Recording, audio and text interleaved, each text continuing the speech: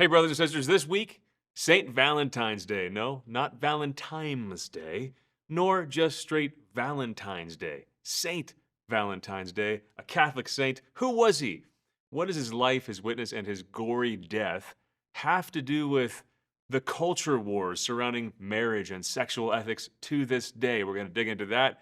Most importantly, and if you want to fast forward to this part toward like the last, quarter of this video, how do you kindle or rekindle that love and romance that you know in your heart of hearts you really want? All that today and more on the Chris Stefanick Show. First, I want to thank you, my missionaries of joy. This hat is worn in your honor. Actually, Noel, let's make sure we send this very hat to one of our missionaries of joy at random who's watching right now. All this stuff happens because of you, including this new studio, which is still a work in progress. So thanks for making all this great stuff happen. And thanks for joining us, guys.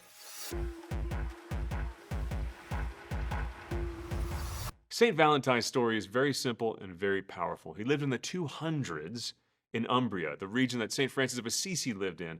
And we're not quite sure if he was a bishop or a priest, but we do know for sure that he was a cleric.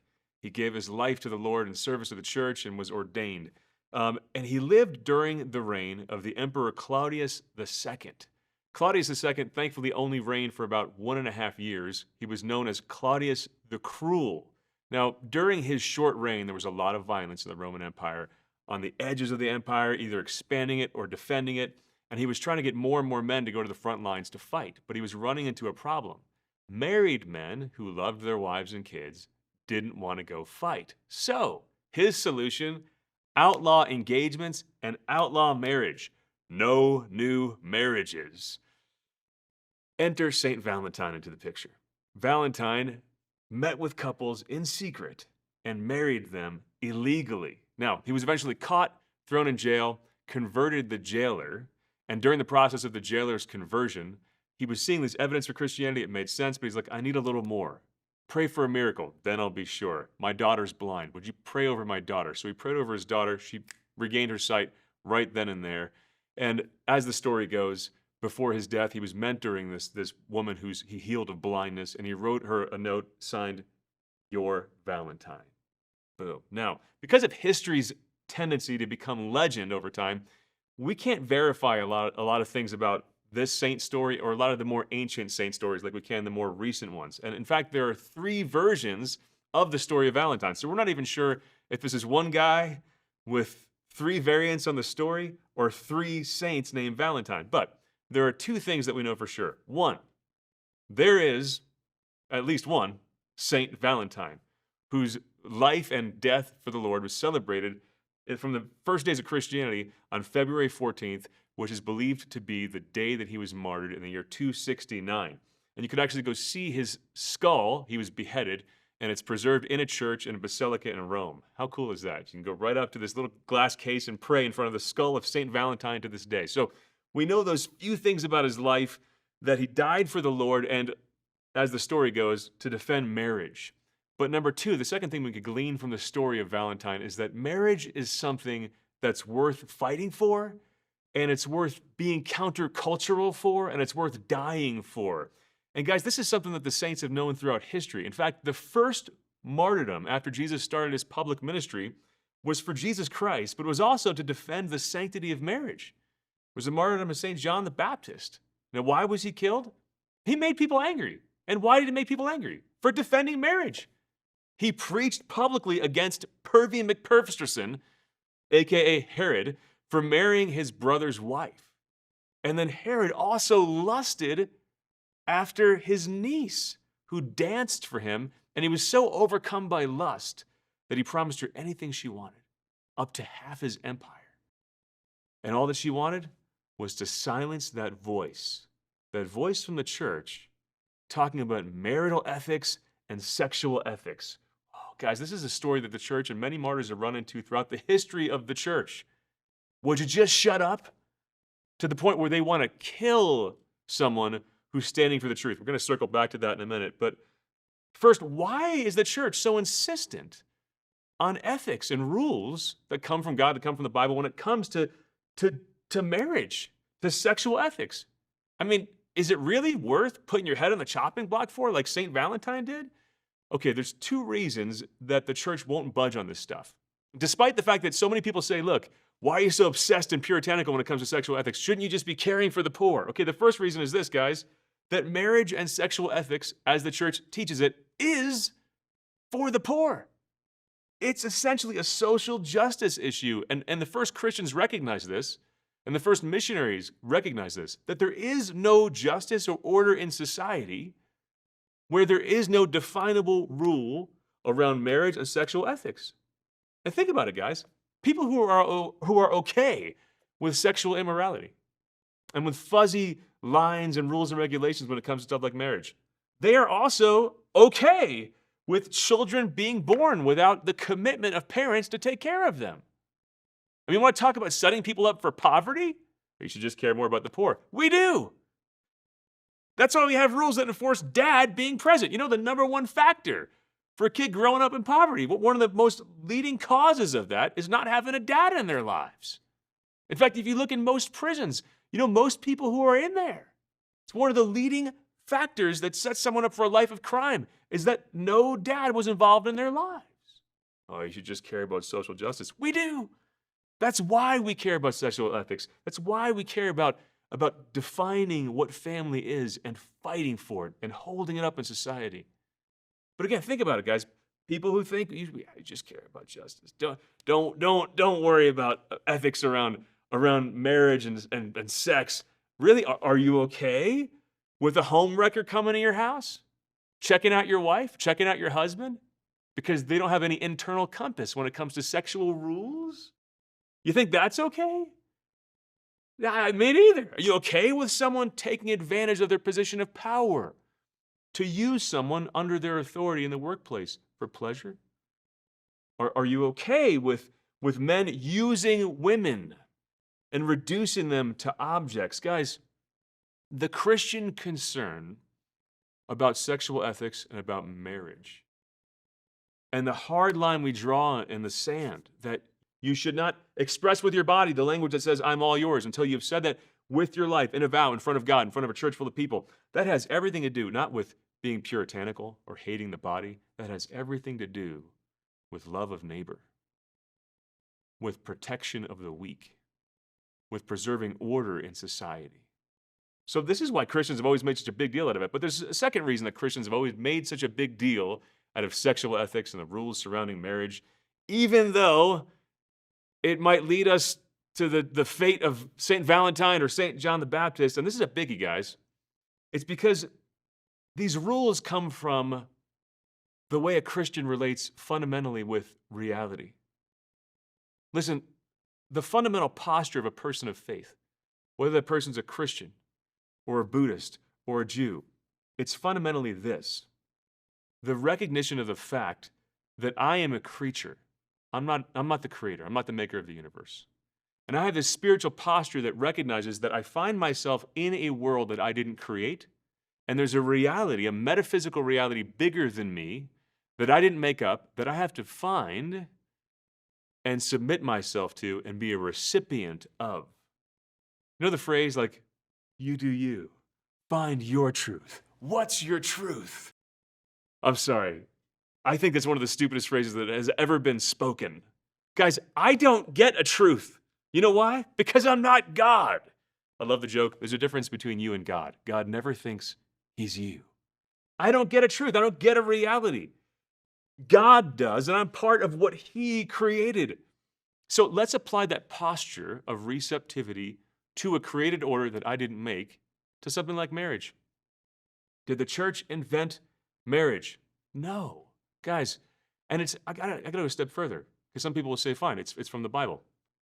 Even further, the language of marriage is written, yes, in Scripture and in divine law, but it's also written in natural law. It's written in the very nature of our procreating bodies, that a man and woman, by nature, are made for one another. And what a beautiful thing that calls out our fundamental vocation as people created in the image and likeness of God, who is love, to give ourselves in love. The male body makes no sense unless there is someone to give yourself to. The female body makes no sense unless there is someone to receive. We're made for the other. How beautiful is that? But this language is written into the body, and when the man and woman give themselves to each other, I'm sorry, I sound like I'm talking to kindergartners right now. This stuff's so basic. I really, like, we look back 800 years at the writings of St. Thomas Aquinas and see these beautiful high metaphysical debates. In 800 years from now, they're going to look back and say, wait, they had to debate that? But such is the era that we find ourselves in. Okay, so, man and woman, it's written on our very bodies that we're made for one another. But look, from that union, a life comes forth and demands commitment. Guys, this is why in virtually every single culture throughout history, they didn't have it written for them and then discover a holy book and then they said, okay, well, that's marriage. No. They looked at the human experience. And you could go to the most distant jungles of Brazil 1,000 years ago. You can go to anywhere on earth. You're going to find something that looks kind of like what the traditional understanding of marriage is. That a man and woman come together, that the relationship is then protected by law and enshrined. Why? Because that relationship where the two bring forth a child and are committed to each other and to that child is the fundamental building block of society. Without that, we have no human race. Hard stop, guys. And even societies where homosexual activity was widely accepted, for instance, or where promiscuity or sleeping around outside of marriage was widely accepted, they didn't redefine marriage, per se, to welcome all those activities in. Marriage was something different. Marriage was something set apart. And everyone agreed on this until 5 minutes ago. And by everyone, I mean like virtually everyone. In 2008, Obama said that marriage is between man and woman. He was opposed to gay marriage and to a redefinition of marriage. He just saw at face value that even if he was okay with and wanted to protect the rights of people who identified as LGBT to do whatever they wanted, he didn't think that that necessitated redefining what marriage was. And when people want to talk to you like, you actually think, you hateful bigot, you actually think that there's only one definition of something like marriage, guys, they're gaslighting you because everybody thought that until like 5 minutes ago. Guys, the church didn't invent marriage. All these societies throughout history that have enshrined, protected marriage by rules, rituals, regulations, laws, didn't invent marriage. We discovered it because we find ourselves in the context of a world that's bigger than us that we didn't create. And what the church did with marriage was not invent it, but raise it up to an even higher level. That marriage is, by the grace of God, a sacrament. And I could contemplate this all day. I won't go into this for too long, but just think about this, man. A sacrament. An efficacious sign instituted by Christ to give grace. That there's a sign, there's a symbol, and the thing that it symbolizes, because of Jesus' work, becomes the source of the grace that is being symbolized. And I'll give you an example, bread and wine in Holy Communion. It's symbolic of Jesus' body and blood, and it becomes actually what you encounter, the body, blood, soul, divinity of Jesus Christ, living, giving himself to you. And in marriage, you have this sign, this symbol of Jesus and his church and their shared love. And that relationship between man and woman doesn't just symbolize it. It's raised up to the level of a sacrament to where they become an actual source of sacramental grace to each other, a source of an encounter, a sacramental encounter with Almighty God. Whoa. What a sacred, beautiful thing to receive. Didn't make it, to receive. And what a tragedy to have a world that thinks that's just fluid and redefinable. And I got to be very clear, guys. It's not just one movement or moment in history that redefined marriage. What's on the line, what's been attacked. I'll never forget that I was at a debate in Boulder, Colorado, the year before 2015, when gay marriage became the law of the land. And there was a guy who was defending and wanting to push for gay marriage and a woman who was against it. He had a great argument, man. He said, look, the way you heterosexuals have already redefined marriage, that it's casual, that it's non-committal, that you could just no-fault divorce just without much difficulty, just back out of it, that it's really just kind of like next-level dating. That's what marriage has become. The completion of a dating romantic relationship is about your emotion, not a real commitment. He's like, it only makes sense to let us in. You already did that. Right? So again, I'm not just picking on one particular movement or moment in history. This is a societal disaster that's been going on for a long time. But guys, saying what I'm saying right now, this is not motivated by hate for anybody. It's really not. But saying this is dangerous.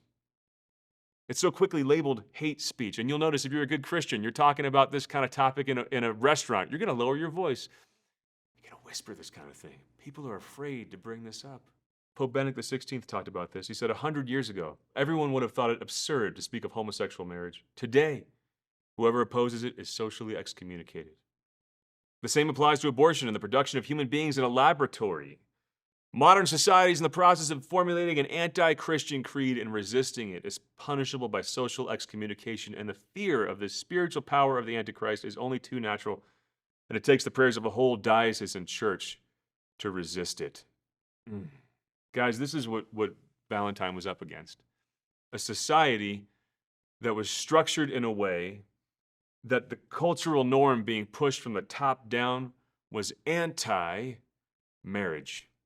And he lost his head for it. Today, we're probably not going to lose our heads for it. Social excommunication, not quite as painful. But you could lose your job for it. You could lose your friends for it. You could lose your social status for it. Why? And maybe it'll progress to the place where maybe you could lose your life for it. I think there's two reasons that, not just when it comes to things like the definition of marriage, but just talking about the church's sexual ethics. Why it can actually be dangerous. And one of my dear friends, Jason Everett, gives chastity talks all around the world. He's in Australia recently, and there was a coven of witches that were casting spells on him, and people were freaking out and trying to get his talks banned from the schools, and they succeeded in one school district. People aren't just at peace with, you think what you think, I think what I think when it comes to this stuff. They want to attack you. I think there's two reasons for this.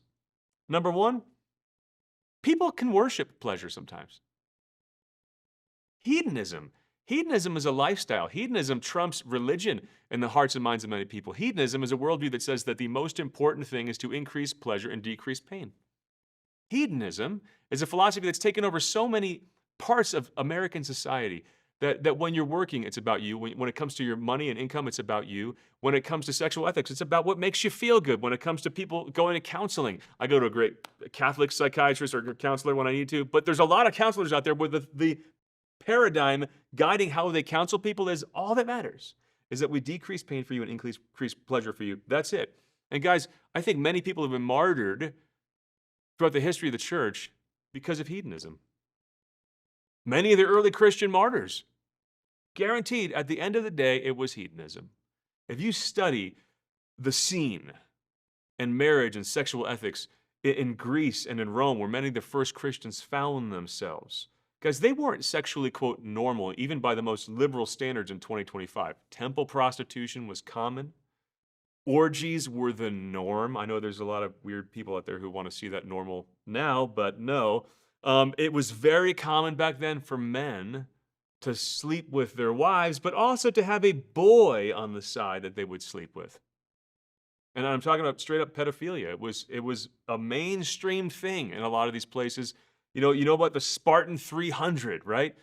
It was very common in military culture for elite guys in the military to have the boys they were training also be people that they took advantage of sexually. So they were very much pedophiles. Now, I'm not judging all the people of the past. I could judge their actions as morally abhorrent, but some of them were born into a culture where maybe the cultural norms blinded them, but we can say that was absolutely abhorrent what they were doing. But Christians stepped into that scene and just said no. And guys, this isn't complicated. The people who were true hedonists, who really just liked their sin, they found all sorts of reasons to do it, but at the end of the day, they wanted to do what Herod's niece did. Just silence that voice. Just silence that voice, because that voice is making me not feel good about the thing that I like to do the most. So when we talk about the rules of the church, people flip out and lose their minds sometimes. Why? Because you're poking the bear, man. You're challenging the thing that, in their perception, gives their whole life meaning and purpose on this meaningless road to nowhere. I mean, if you have an atheistic worldview, hedonism makes perfect sense. You're just a lump of cells. So the decrease pain, increase pleasure is all that matters, okay? But so it's dangerous to talk about this stuff because sometimes you're poking the bear of hedonism. But number two, the second reason it's kind of dangerous, guys, it's for the same reason that Pharaoh wanted to kill and enslave God's people. Look, study that story in the Old Testament and follow me here for a second. Don't let me lose you. All they wanted to do, and what started a whole revolution, was they got a command from God to go into the desert and worship. And they told Pharaoh, would you let us have a few days off work? And he flipped out. Why? Because in Pharaoh's worldview, you find your truth. Pharaoh was God. His fundamental posture in relation to reality was not, I receive a reality that someone higher than me created and I take a knee. I bow to that higher power. No, his whole relation to reality was, I am God. And the fact that they wanted to go worship someone else, that wasn't going to fly for Pharaoh. Because their presence as people who received a reality higher than them and took a knee before it and received it and recognized a God that was even higher than Pharaoh pricked his conscience, turned his whole worldview upside down. I think that was the same problem that John the Baptist ran into. Herod liked his pleasure, he's a hedonist, but he was also the king of his own little world. And John the Baptist took a knee before someone else. I think that was the problem that Saint Valentine ran into, and I think it's the problem that so many of us run into today. Just being who we are. We raise the ire and the hatred of so many people in the world. Sister Lucia, one of the 3 children who received the apparitions in Fatima. I won't get on to that. Google Fatima if you want the story. It's kind of mind-blowing. She predicted that the final battle between Christ and Satan would be over marriage and the family. And you see it happening now, guys. You think that things like redefinition of marriage aren't having an actual impact? Guys, people aren't even getting married anymore. They're just Tindering to their death. In 1967, about 85% of 25-year-old women had been married. And I know there's a lot of women now who would long to be married, but the guys aren't asking, right? Fast forward to today, only about 20% of people who are mid-20s have been married. Now, of course, some people are pushing off the year they get married to an older date.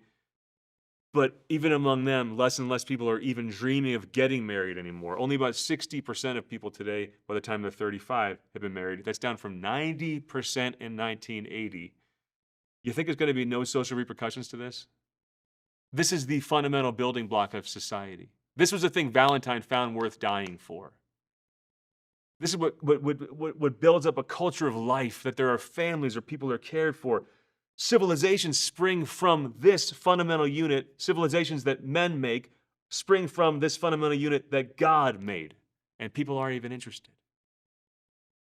I met this Canadian priest. He was a young man. He was so excited to be a priest, so excited. And his main reason was he just wanted to do the whole priestly thing, but officiate at weddings. He was so excited to marry people together. He'd been a priest for 2 years. He said, Chris, in 2 years, I haven't had a single marriage at my parish. Wow. So, how do you fight this battle? Okay, here's where my romantic advice will kick in, believe it or not. Look, when it comes to mega societal problems, here's my advice to you. Make the solutions local. The more you focus outside your sphere of influence, the less power you have left inside your sphere of influence. Saint Valentine, what did he do? He petitioned Rome. He took to Twitter and complained about the state of the world. No, he helped build up and protect marital love and couples that were in love right in front of him, right under his nose. That's what we have to do right now. And I want to challenge you to do this in 2 very simple ways. Okay, first, the singles. If you're called to marriage, I want to beg you right now, get serious about your calling. Get serious about your calling and pursue it as if it's the best thing for you. Get off your butt. Grab that calling like it's $1 million. You might think $1 million, that'd make me so happy. It's the best thing for you. No. You get filthy rich and be totally miserable. I won't bore you with the details. You can go down the rabbit holes and find endless amounts of studies that show that marriage, that getting married will make you happier. It'll make you feel more sane. It'll make you even physically healthier. But there's something more important than just your body. Guys, if you're called to this, I want you to treat it like a sacred calling from God and pursue it as if it's a sacred calling from Almighty God, because guess what? It actually is. I've met guys who felt called to priesthood, and man, they take it seriously. They go to the seminary. They check it out. They get mentored by guys who are priests. And then I meet guys who feel called to marriage today, and countless of these men sit around in their butts and just kind of wait for the right girl to come along. I think it's born of a culture that's like, I could just scroll all day and maybe find the, quote, perfect person online, as if you're the perfect person.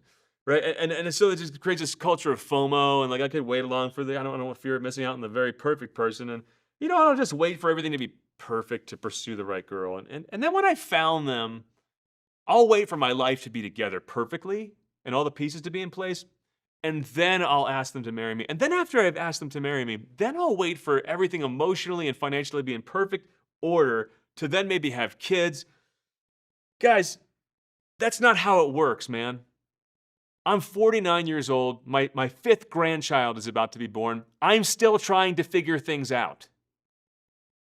Love is not the thing you enjoy. Your vocation is not the thing that you build once your whole life is figured out. Your vocation and love is the journey. This is the thing that as you give yourself, you find yourself. This is the thing you dive into, and that's how you build the life that you're longing for. I got married my senior year of college. I probably terrified my parents because I see seniors in college now and look at them and they're like, well, you're guys like 5, right? But I walked down the aisle December of my senior year of college. I didn't have it all figured out. My logic was like, okay, we're kind of broke. We could be broke together or broke in 2 separate places. Okay, let's be broke together. This is cool. I figured it out. I didn't have a career that was all stable before we started having kids. By the way, they don't cost much in their first few years. You got time to figure it out. All right, and I'm still figuring it out. But guys, this is how God forms you. You jump in, you follow Him. It's a life of trust. So I want to beg you right now, if you're waiting to just be fully emotionally healthy, fully financially healthy, no, dude. Ask people out on dates. Ask people out on dates with the seriousness of a seminarian going into the seminary. And then once you've found that person who's good enough, all right, ask that person to marry you and build a life together. And a little advice too that just came to mind: if you're like in your 30s and you're still in this space, you might be waiting for that emotional pow and like feel deprived almost. Like I'm not head over heels for the people I'm dating anymore. Okay, I was head over heels for my wife because I was 19 when I met her. So there's something about being head over heels that comes about when you're not that emotionally stable yet. Okay, I just wanted to say that as a quick tangent. If you're 30 and you don't feel emotionally like woo with every person you're dating, it could be because you're 30 and you're just more stable. That's okay. Pursue that vocation because first and foremost, for me, when I pursued my love with Natalie, it wasn't just about her. This was a calling from God, and I knew that this is a sacrament, and this is how I'm going to be configured to Jesus Christ. I was following my calling to Him. And it's not like anyone will do, right? In some sense, it was. Isn't that a weird thing to say? Because this is about us journeying to heaven together. And by the way, when you make it not just about you guys, that's also the path to a happy marriage. So, pursue this, get married. Okay, but here's the romantic advice for the rest of us. If you are married, have an awesome marriage. How do you get intentional about making your marriage awesome? Okay, Stephen Covey was the author of the 7 Habits of Highly Effective People. And he was giving a talk once, and a man came up to him and he said, look, I'm in such distress, man. I don't love my wife anymore. What do I do? And Stephen Covey's advice and response was kind of stunning. He said, okay, you don't love your wife anymore. Okay, here's my advice. Love her. And he said, but I just told you I don't. And he said, so do. Love her. And he also said, if our feelings control our actions, it is because we have abdicated our responsibilities and empowered them to do so. So love her. Love isn't just a feeling. Love is an action. And as you engage that action, the feelings likely will follow.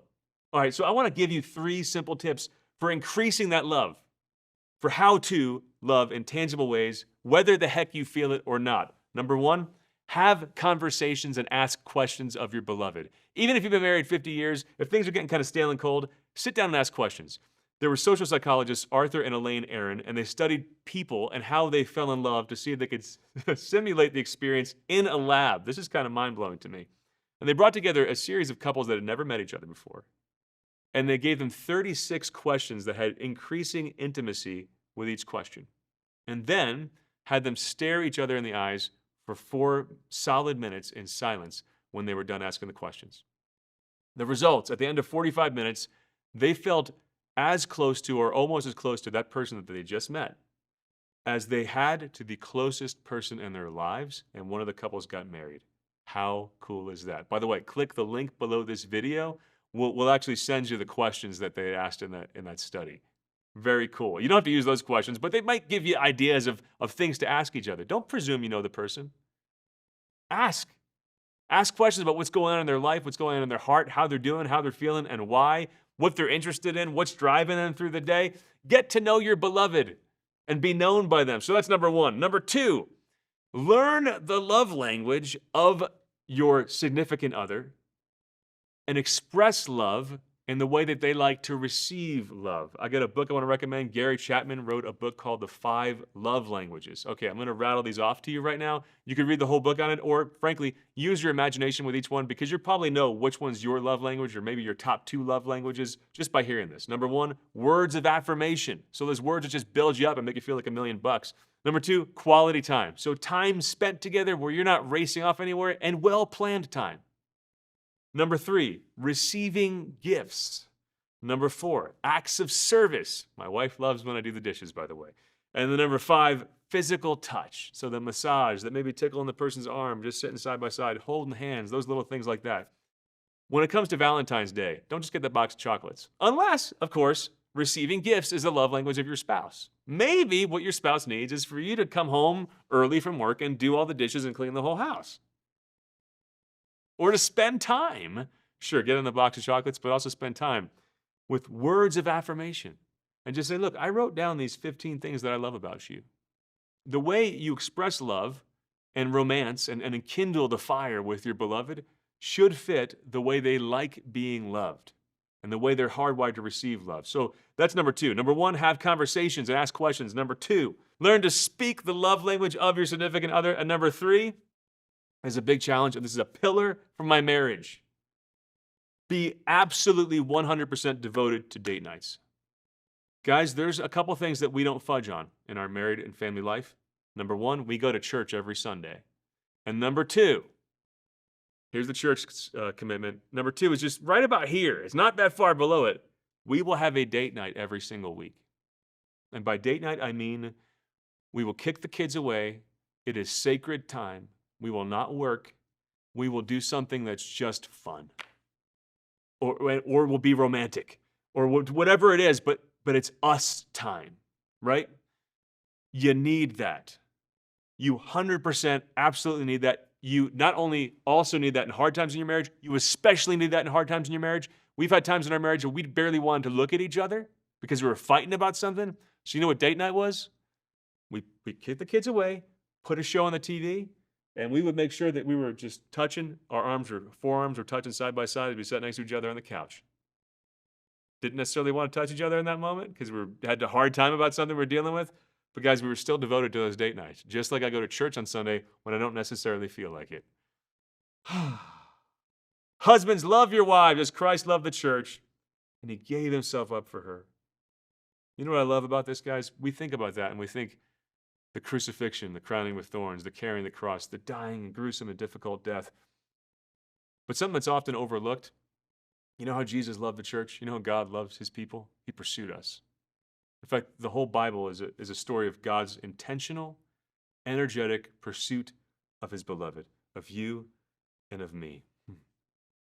Valentine's Day is a great time to get intentional about that pursuit again, isn't it? Brothers and sisters, marriage is sacred. When God created the world, he was the only thing he had to go by. He was the blueprint for the things he made. So we look at creation and we see glimpses of him. We see a little bit of his vastness in the vastness of the universe, a bit of his heart, filled with passion as we look at the ocean. And I think he looked at his heart and then made the ocean. But you want to see a real incredible image of God and of who he is, his inner nature as Father, Son, Holy Spirit. Look at the family. That two, husband and wife, become one. And in becoming one, become three. You have a Trinitarian image printed on creation. You want to find the fingerprints of God? Look to family. It's so sacred, it's so beautiful. No wonder the devil wants to attack it. Be like Saint Valentine. Defend it. Raise it up. Celebrate it. Do it in those ways that you have the power to. Right under your nose, above all, by pursuing that sacrament, if that's what you're called to. And if you have a marriage, be intentional about making it awesome. Saint Valentine, pray for us. I love you guys. Thanks for watching and happy Valentine's Day.